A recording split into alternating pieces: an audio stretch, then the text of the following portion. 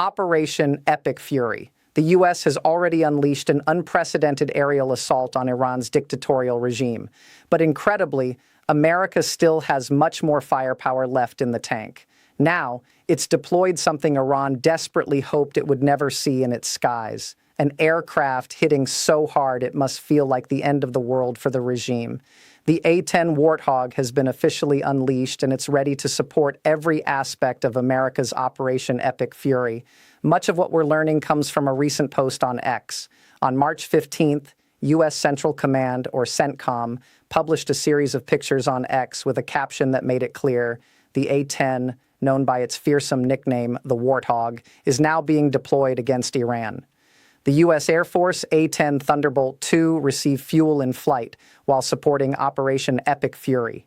The A-10 Thunderbolt II can loiter for hours, standing by and ready to execute a mission whenever needed, CENTCOM declared. And that incredible loitering capability is key to what the Warthog is doing in Iran right now, as you'll discover if you keep watching. But for now, the pictures that CENTCOM shared are far more revealing than this caption claims. The in-light refueling isn't the headline here. It's what the Warthog is seen carrying. Army recognition highlights this, noting that CENTCOM's pictures revealed the combat configuration of the Warthog, which in turn gives us crucial clues about how it's being used against Iran. The most immediate and notable weapons seen on the attack aircraft are APKWS guided rockets developed to provide the U.S. with a low-cost means of striking targets like drones. Alongside those rockets are AIM-9LM Sidewinder missiles and AGM-65 Maverick air-to-ground missiles. This combination, especially with the APKWS, gives the Warthog an extremely versatile combat profile. This isn't just flexibility, it's a game-changer in flight. The Warthog CENTCOM revealed is stacked with enough weapons to offer a wide array of attack and defense options. This means these attack aircraft aren't being used for narrow, specialized sorties. They could be deployed for everything from attacking militia positions and key military nodes on the ground to taking out the drones and fast attack boats Iran has been using to wreak havoc in a Strait of Hormuz. Now add to all of this the Warthog's unparalleled ability to loiter. To understand why that's so important, we only need to compare this attack aircraft to the fighter jets the U.S. has been using to wreck the Iranian regime's military infrastructure up to this point. In Operation Epic Fury, fighter jets, especially when attacking ground targets, have one primary aim. They get in, strike, and get out as fast as they can. The higher those jets can fly, the less risky these maneuvers are. A fighter jet flying low to the ground is far more difficult to control while avoiding obstacles due to its immense speed, and it can easily put itself on the radar of Iran's scattered air defenses. A Warthog, on the other hand, excels at loitering. It flies slower, which offers far more control for pilots flying low to the ground. Crucially, it can stay in the skies for hours, patiently awaiting orders to strike a new target. What this means for the U.S. is invaluable. It gets options. Fighter jets usually fly narrow, predetermined sorties, whereas Warthogs can stick around in the sky waiting for fresh orders. And when those orders come, these aircraft can get in, strike, and get back out again, just like the fighter jets. But then, assuming they still have weapons on board, the Warthogs can return to loitering until the next orders come through. This is the key to sustained aerial firepower, and it's been made possible because of how effectively the U.S. and Israel have worked to dismantle Iran's air defenses. The Israel Defense Force, or IDF, claimed to have destroyed 80% of Iran's air defenses within the first few days of the war. What this means is that there are now massive pockets of clear and safe air over Iran that simply can't be hit with anti-air missiles. Iran's air defenses are too scattered, too broken. What's left has likely been repositioned to protect the few valuable targets remaining on the Iranian mainland. And frankly, they're not doing a very good job of it. For an attack aircraft like the Warthog, the aerial superiority the U.S. and Israel have created over Iran provides the perfect opportunity for it to do what it does better than any fighter jet: hang around for as long as needed, then strike decisively when a target is acquired. In a few minutes, we're going to dig deeper into what the U.S. can really do with its A-10 Warthogs in Iran and how it's likely already using them. But before we do, it's worth exploring this incredible attack aircraft and its varied range of capabilities a little more deeply. As versatile as it is, the Warthog was designed with a very specific purpose in mind. That's according to the U.S. Air Force. which states that it's the first aircraft designed specifically to provide close-air support to forces on the ground. That's not so much of an issue in Iran right now. The U.S. hasn't deployed significant ground forces yet, though the imminent arrival of a Marine Expeditionary Unit of at least 2,200 U.S. Marines might change that in the coming days. But traditionally, the Warthog is meant to attack targets in the air and on the ground that could threaten infantry and special operations groups. Think smashing tanks and taking out choppers, and you get the general idea. But even in the absence of ground forces to protect, the Warthog possesses other capabilities that make it a perfect choice for Operation Epic Fury. As the operation stands right now, the loitering we mentioned earlier is absolutely key here, as are the plane's incredible low-altitude capabilities. A Warthog can operate under a 1,000 FT ceiling, the U.S. Air Force claims, and it still maintains visibility up to 1.5 miles in these conditions. And there's so much more. Warthogs have night vision imaging systems allowing pilots to conduct operations in complete darkness. Speaking of pilots, they're protected by robust titanium armor, which also guards the aircraft's critical flight control systems. Direct hits from armor-piercing rounds or high-explosive projectiles are survivable up to a penetration depth of 23 millimeter in a Warthog. And if that weren't enough, there are manual systems in place to back up the aircraft's hydraulic flight control systems, allowing pilots to land their Warthogs, even if they take enough damage to lose all hydraulic power. Then there are the weapons and range to consider. A Warthog can fly for 800 mph and is capable of reaching a maximum speed of 420 mph, which is a little over half the speed of sound. Not as fast as a fighter jet, obviously, but its impressive range and loitering capabilities more than make up for that. On the weapons front, we've already mentioned 3 rockets and missiles that we can see for certain are loaded into at least one of the Warthogs operating in Operation Epic Fury. Beyond that, the aircraft boasts a devastating 30mm GU, 8 a 7-barrel Gatling gun, and it can carry up to 16,000 lbs of mixed ordnance. Mark 82 and Mark 84 bombs can be loaded into the aircraft, as can mine-dispensing munitions, flares, chaff, electronic jamming pods, and incendiary cluster bombs. We told you the Warthog was versatile. This massive potential loadout truly proves it. Whether the U.S. needs to hit targets on the ground or in the skies, the Warthog is capable of doing the job as long as it can operate in an area where the threat from air defenses has been minimized. To say that this applies to Iran right now is an understatement. Oh, and the Warthog is also famously known as the tank buster in some circles. That gives you a pretty clear clue about how it fares when dealing with mobile targets on the ground.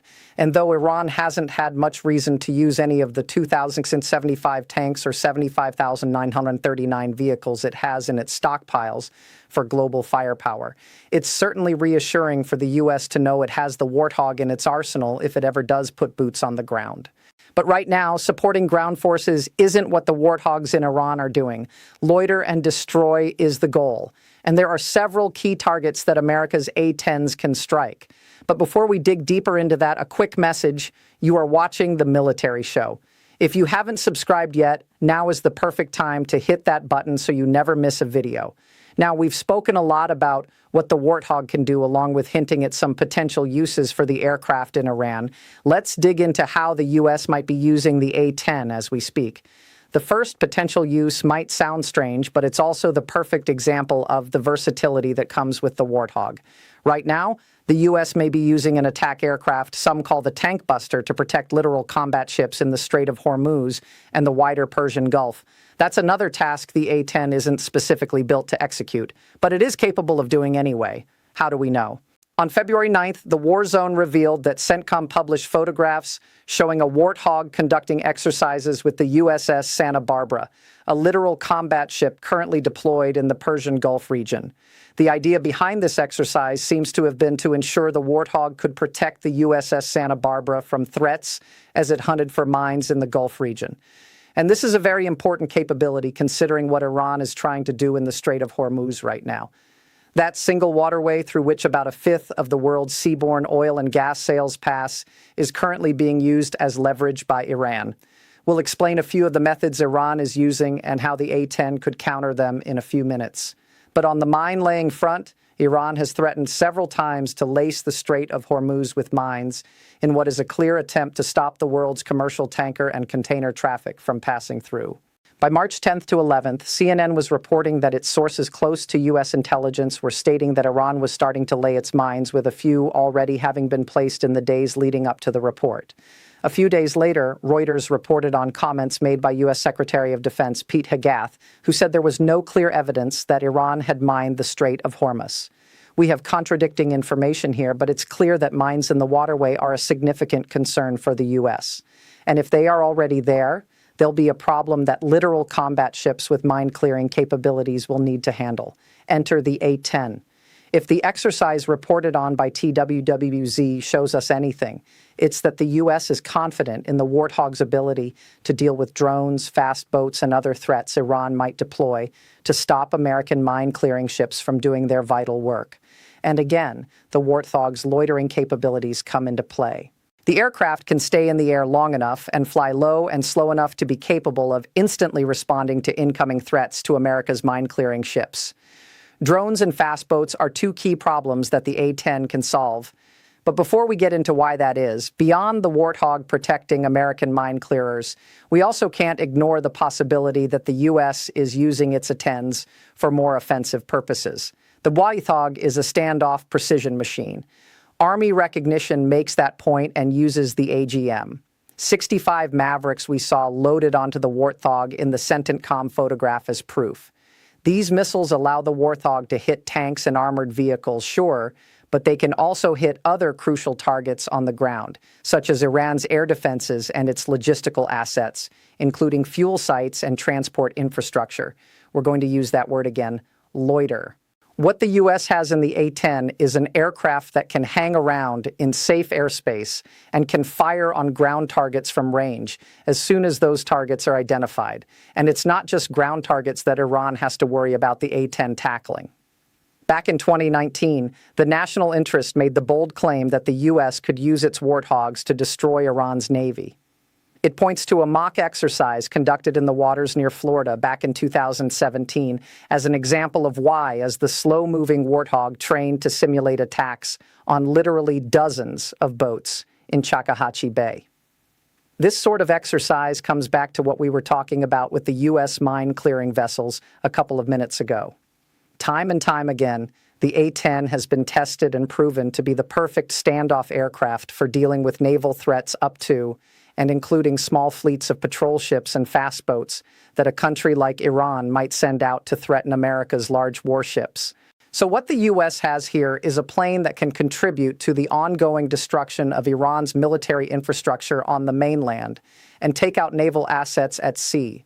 Not bad for a plane that the U.S. military has tried to decommission several times in favor of stealthier fighter jets and bombers. Then there are drones.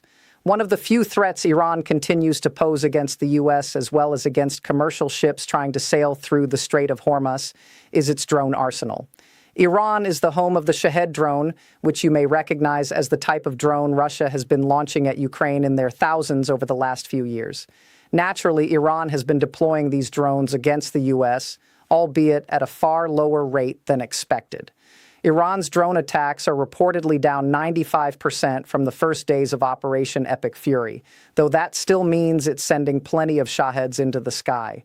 Iran had launched over 2,000 of its low-cost Shaheeds within just 6 days of the war starting. And the mention of the Shahed's low cost gives you a crucial clue about why the Warthog is such an effective anti-drone machine. Forbes explains more in an August 2025 article stating that the fixed-wing air-launched counter-unmanned aerial systems ordnance or FAIL is cleared for use on the A-10. What this means is that the A-10 could use the APKWS system against drones in addition to surface targets. Since it can carry such sizable quantities of these rockets, it could prove highly efficient at shooting down relatively slow-moving propeller-driven drones of the kind used in large numbers by Russia against Ukraine. Forbes reports those kinds of drones used by Russia are the same ones being used by Iran. And the APKWS system, which you may remember as another of the weapons seen in the CENTCOM photograph, is key to the American counter-strategy. The U.S. has plenty of weapons capable of destroying Iran's slow-moving Shahed drones. A cruise missile is faster and will come out on top every time. But using that type of weapon means the U.S. spends hundreds of thousands, if not millions of dollars, on taking out drones that cost Iran between $20,000 and $50,000 each to build for Time magazine. Any investor will tell you that's a terrible return on investment. Trading one missile for one drone is bad for the U.S. because Iran can build plenty more Shaheeds very quickly, while the U.S. eats into its own stockpiles of far more expensive missiles. But with the APKWS, which can be fired from the Warthog, the U.S. has the perfect Shahed killer. The APKWS has a per unit cost of around $35,000, which puts it somewhere in the line of what Iran spends to build a Shahed drone. Now that the A-10 is capable of firing APKWS as proven by its FALO compatibility, it seems logical that the U.S. will have these aircraft patrolling the waters of the Persian Gulf to take out Iran's unmanned aerial threat. Though it's clear that Iran's drone launches have dropped off because of constant bombardments against launch sites. You could also argue that Iran may have figured out it's just wasting drones while the U.S. has the A-10 in the air. Warthogs with APKWS rockets win against Shaheeds every single time. And the same goes for the fast boats that we mentioned earlier in the video. Iran has been using these boats along with drones and unmanned surface vessels to attack commercial shipping in the Strait of Hormuz ever since Operation Epic Fury began. According to the New York Times, Iran had hit at least 16 ships up to March 12th, and there may have been more since. While we might assume that America's warthogs are focused on protecting warships and aircraft carriers right now, it's very possible that these planes will soon form a key part of America's strategy for clearing the Strait of Hormuz. It makes perfect sense. First, A-10s protect the mine-clearing vessels as they do their work. Once the mines are gone, the Warthogs patrol the strait and serve as escorts for commercial vessels, as they are perfectly positioned to take out fast boats and drones. But perhaps as important as anything we've covered so far is the powerful message being sent to Iran now that the A-10s are in the mix. One of the core purposes of Operation Epic Fury is the dismantlement of the Iranian regime's entire security apparatus. By showing an A-10 refueling near Iran, the U.S. is telling the regime that it's engaging in a layered aerial assault campaign that is seeing it bring different types of airframes into the battle as the situation allows. Iran's air defenses are now so shattered that the A-10 can truly do its job of loitering and striking with devastating effect. That means more bad days are in the future for Iran. U.S. President Donald Trump has already said as much. On March 13th, it was reported he claimed that Iran is going to be hit very hard over the coming week. Iran's regime must be wondering how much harder it can possibly get hit. Pete Hugt says that the U.S. has already hit 15,000 enemy targets during Operation Epic Fury. Now that the Warthog is in play, yet more ground, naval, and aerial targets are at risk. Plus, the U.S. has a versatile aircraft that can help it move deeper into the next phase of its operation to reopen the Strait of Hormuz, stripping away the last piece of leverage that Iran has. The Warthog may be old. To some in the U.S. military, it may even seem obsolete, but Iran desperately hoped it would never see the A-10 in the sky, and the sheer variety of uses for this incredible airframe as presented in this video is the powerful reason why. Before Operation Epic Fury, a war with Iran might have been seen as a potential trigger for World War III. Iran's collapse in the wake of America's overwhelming firepower means that may no longer be the case. However, there are 5 other conflicts that could trigger global war in 2026, and we covered all of them in our video. Check out that video to learn more. And if you enjoyed this report, be sure to subscribe to the Military Show for our analysis on the latest moves the U.S. makes in the Middle East. Thank you for watching.